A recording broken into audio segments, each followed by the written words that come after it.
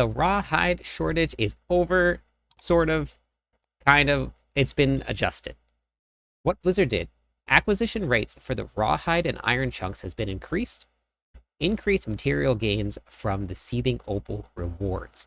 So we hop back into the game here. We still need to spend a ton of rawhide while we're doing our masterworking and when we're re-rolling. So if you look here, we still need 180.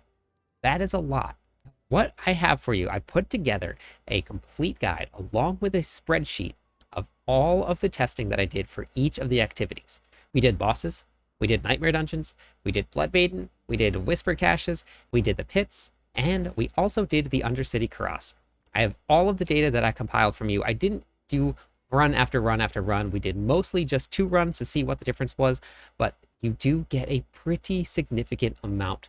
When I started this, I actually started testing at 3,000 rawhide. And all I was doing was testing. I wasn't even farming. And we're now back up to 8,700, and I did a little bit of re-rolling here to get this to almost 12. So the increase is actually noticeable. So I'm going to hop into the video. We're going to show you exactly what it looks like, what all of the differences. I have comparisons in the game, where to go, what to do, and then how to get the most out of your rawhide. Before we hop into the video, make sure you check out the link in the description below. We have a complete spreadsheet of everything that I found and everything that I've tested. Is very basic right now, but as the season goes on, I'm going to keep on updating this. All of the tutorials that I have done so far are inside of that link. Make sure you check it out. Let's hop into the video. All right, we're going to start in Helltides. This is the second run that I did. The first run that I did in Helltides, when I killed the Blood Maiden, I did without a Seething Opal. That's what we're going to put on right now. It's a Seething Opal of materials. First one gave me 68 rawhide. When you add the Seething Opals of material in, this increases the amount of crafting materials that drop. So when the Blood Maiden dies, we're going to be starting with 6,113. We're going to kill the Blood Maiden here. Then we're going to go and we're going to look at our rawhide now. We went all the way up to 6,195. That is a difference of 188. That makes a huge difference when we're looking at using the Seething Opals. Next thing we're going to look at is we're going to look at our Whisper caches. We're going to start with your basic one, not the greater. Open up this one and we're starting at 8,388 iron chunks. These things open up forever. Your greater ones are always going to give you more. So as we wait for this to finish, we're going to take a look, and now we're going to see that we are at 8,668. That is a difference of 300. That is a massive amount just from one chest. So now let's take a look at the greater one. The greater ones, and when you're picking these, try to pick ones, especially if you're farming for your rawhide specifically, ones with armor, no jewelry, and no weapons. Jewelry and weapons give iron chunks. As this massive amount of loot here finishes up, when we take a look and see, we are now ending at 9,088. That is 400. Now we're going to hop into Duriel. Bosses are actually going to be a pretty decent source of farming rawhide because they're quick.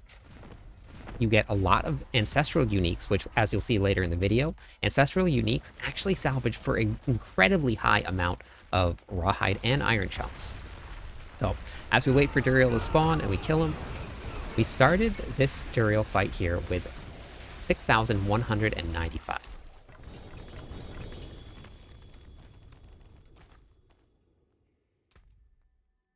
We're going to end up with 6,295.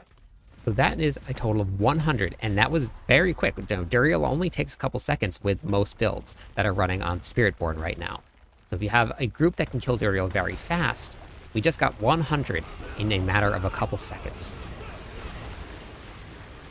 It gives you loot. You got a chance for mythics. It's pretty cool. This may be a kind of like a one-stop shop here. So for the second run, we actually got a little bit less. We only ended with 40 that time. So it really depends on what ends up dropping from the bosses that we see. But that's Duriel. Now we're going to go hit up Varshan. So we went through and we tested all of the bosses to see what we did and see if there was a difference. We started Varshan with 6,352 Rawhide. Varshan shield is gone. No more invincible shield. That was pretty funny when it was happening. You're also getting Duriel mats here. And we're also getting tributes, which we'll talk about later. But we ended this one with 6,612, which is a grand total of 260 Rawhide for one kill. That's huge. We started this one with 6,112. Now, we're ending it with 6,772 for another 160. Varshan was killing it for Rawhide. Now let's see if Grigoire can hold water against Varshan. Varshan dropped a lot of Rawhide here. So we're starting with a 6,772. Little tip real quick, if you guys are new to Grigoire, stand right on the edge here.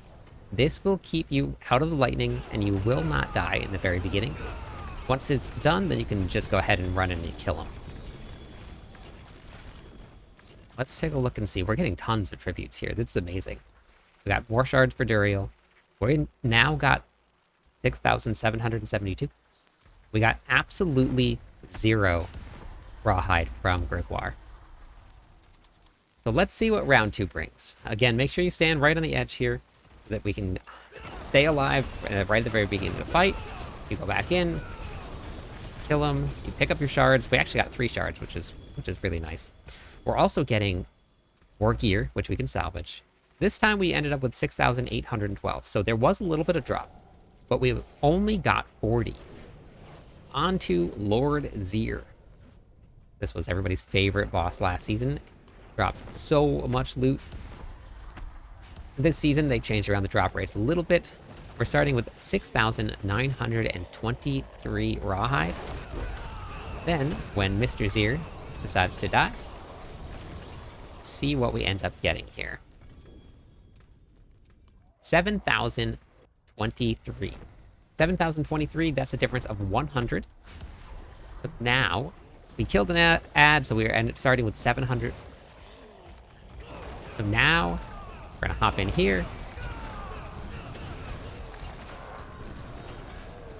We ended this fight, the second fight here, with 7,124. That is an additional 100. So both runs for Lord Zir with both at 100. And now it's time for Andariel. Altar of Anguish. They should call it the Altar of Anguish for anybody that's not a controller, because as soon as they spawn the boss, I was starting with 7,124, and they kill the boss, all of the materials drop onto the altar, and Anguish begins because you cannot pick up the gear. It is such a pain, and I really hope that they fix that, because that's been an issue for a little while now. Kill your altars, kill Andariel. And we'll see what the difference is here.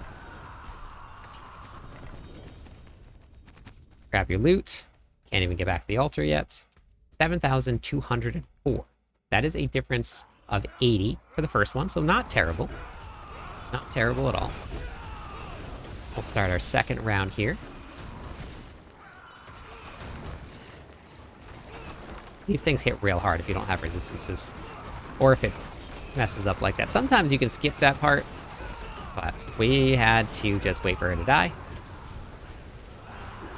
You're also going to get some great runes and stuff from doing bosses, so it's a really good way to just farm your Rawhide. We got another tribute. We ended with 7,284, and that is a difference of 80 again. So a total of 180 for Andariel. Now, we're going to go into Beast in the Ice. At the very beginning, this was tough. 7,363 Rawhide. Starting the season, Beast in the Ice was always the scariest one to do because you didn't do enough damage.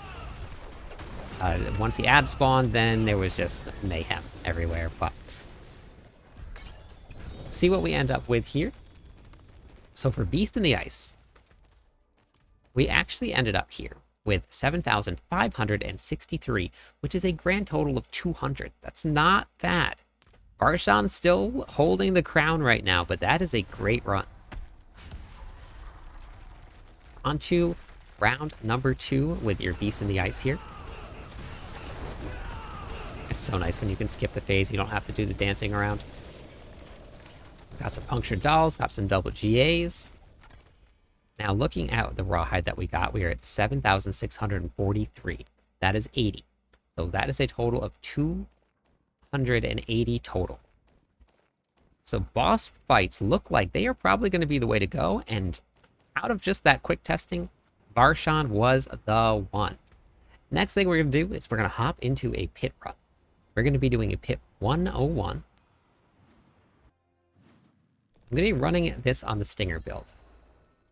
This is basically the same as Crushing Hands from what I've seen. I haven't actually got to put Crushing Hands on and try it out yet. But it's fast, it's fun. When everything gets up and running, you can run tier 101 in about 2 minutes, which is not a bad clear time. I'm still working on getting my gear up, which is exactly why we are farming some Rawhide. I have no triple master working yet. That is in the works. We definitely made sure that we put on our seething opal of materials for this run. We want to make sure that we get the most out of the run that we can, most Rawhide. Seething opals are really important. I know it is kind of a pain to go do the Realm Walker all the time, but they did increase the speed. Thank you, Hugo. Hugo wanted to make a cameo. They did increase the speed of the Realm Walker, so it's not quite as long, and then the material drops that came out of them is actually pretty decent now. Decent amount of gear, decent amount of materials, so they made it a lot more worth it.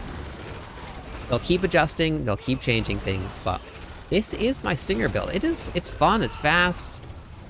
Once we get the gear up and running, it's going to hit even harder than it already is. So if you guys have better gear than I do, you should check it out. I'm going to have the link for the video in the description of this here. It's going to have a video guide on YouTube that is going to have the planner in it. It'll have how to get this all set up. So make sure you guys check that out.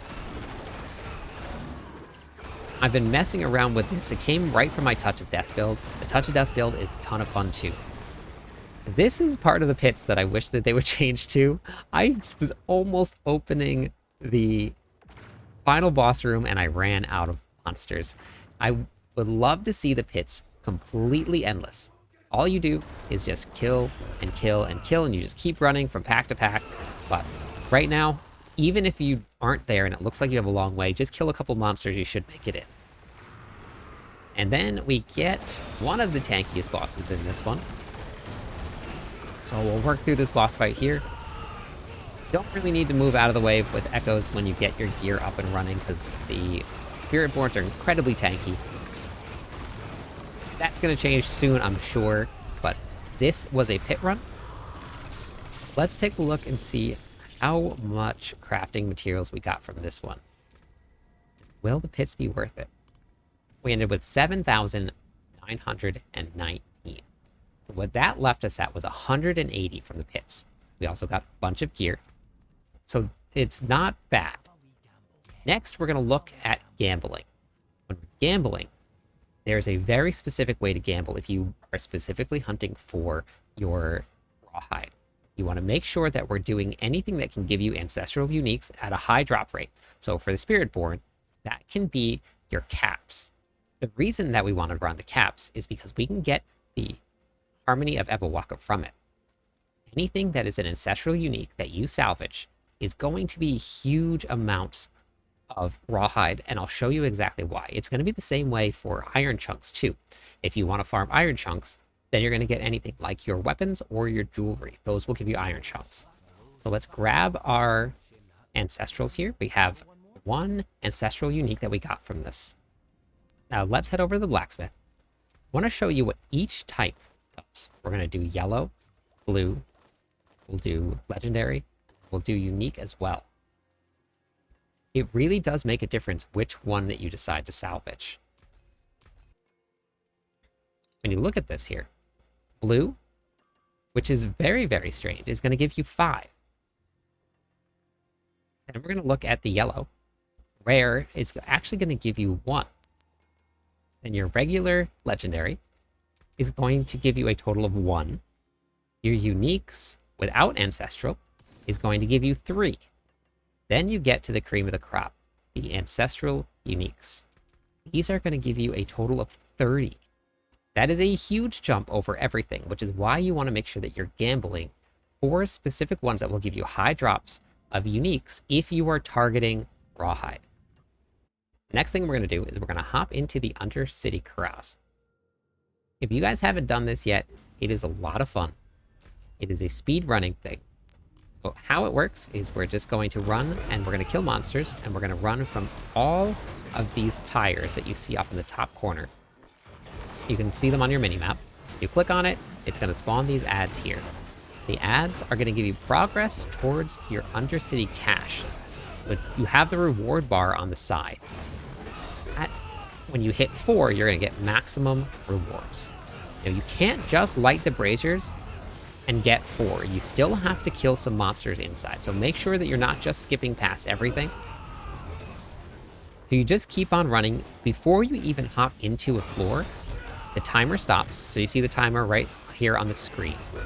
This timer is counting down until the run ends. If you don't kill enough monsters or move fast enough through the dungeon, the timer ends and you get kicked out. No pressure, right?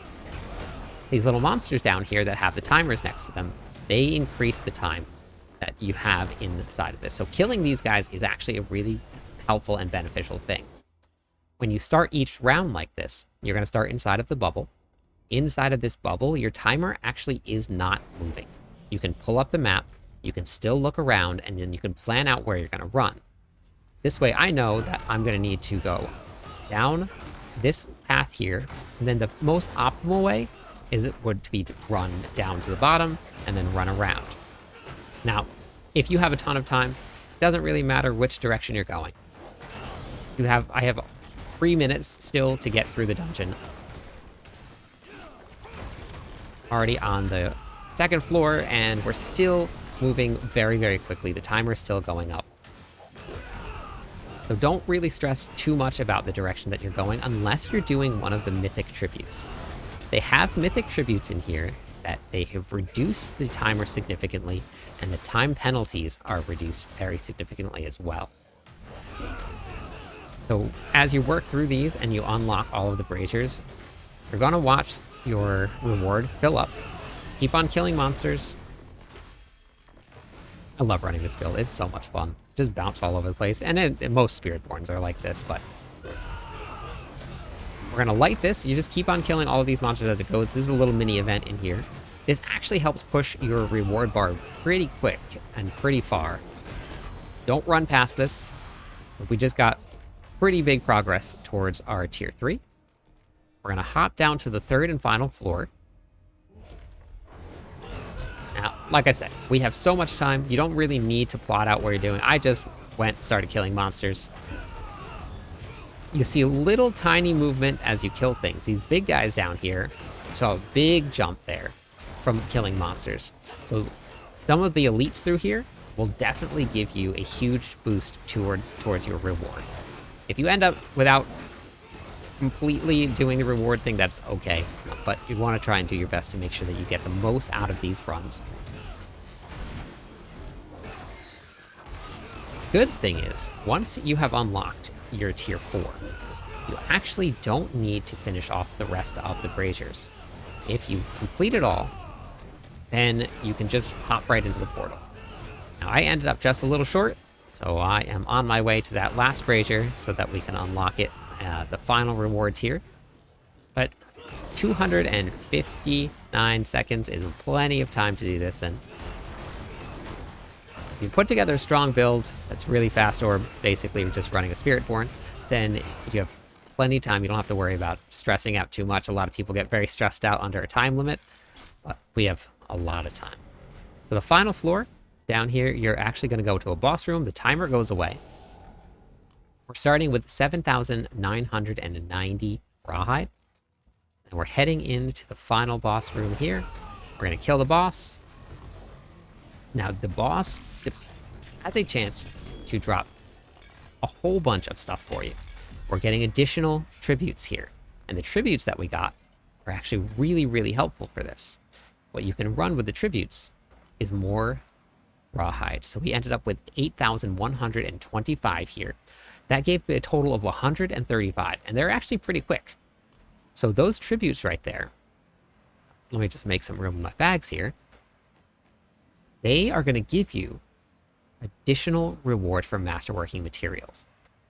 So you can run these across Undercities, and you can pop the tributes for additional masterworking materials, and then that will help out with the entire process. The last thing we're doing is Nightmare Dungeons. We're looking at two things here. We actually have 10,500 Opticite, and we have 9,311 Rawhide. Looking at Opticite because Nightmare Dungeons drop a actually surprising amount of Opticite now.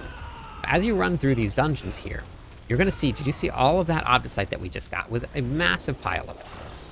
You can speed run these things because they're just regular. It depends on what torment you're on. So it's not like the pits where it scales up really, really high. You're just going to run through. We're going to collect a whole bunch of things.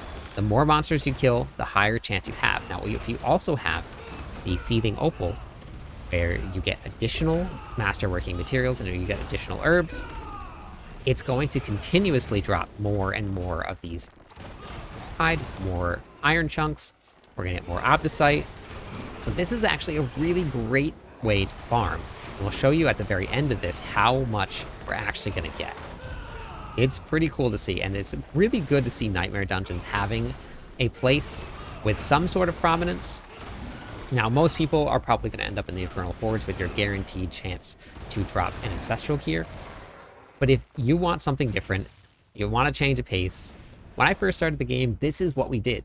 You did Nightmare Dungeons. We would log in every day. You would grab a group of people and be like, all right, let's go run some Nightmare Dungeons. We had a ton of fun doing it too. So bringing these back and giving them a lot more flair than they had last season, I think was an awesome, awesome change. This is one of my personal favorite dungeons, Mercy's Reach. The reason is you get a huge room right here of all elites. The whole entire room just full. So you just kill a whole bunch of elites, you get a massive amount of Opticite, you get a whole bunch of crap masterworking materials, and then there's 2 of these rooms. So this was one that whenever I found Nightmare Dungeon sigils, I always made sure that I ran this one. There's a couple of really great ones that are very quick, very short. This one is not the shortest one, but this one is one of the most fun ones that I've found. It also is not one of the longest ones. If you're gonna maximize your farming experience with Nightmare Dungeons, you want to learn which ones are very quick, which ones you can still kill all the monsters in quick succession and make it to the end, but you do want to not skip monsters because that's where all of your Opticite and all of your crafting materials come from. Your Seething Opal will help you drop them, then they also are going to just normally drop because that's just the way the Nightmare Dungeons work now. So we're going to get to the boss here. This boss is the worst in the pits, but you get the Tomb Lord here. Much better in Nightmare Dungeons. Let's see where we ended up at. This is the final count. We ended up at 9,590 Rawhide. That is a huge total. That is 279. Then we also got 1,200 Opticite. If you found this video useful, make sure to share it with your friends. I'm live on YouTube and Twitch every single night. Stop by, say hi, theorycraft with me. Catch you on the clip side.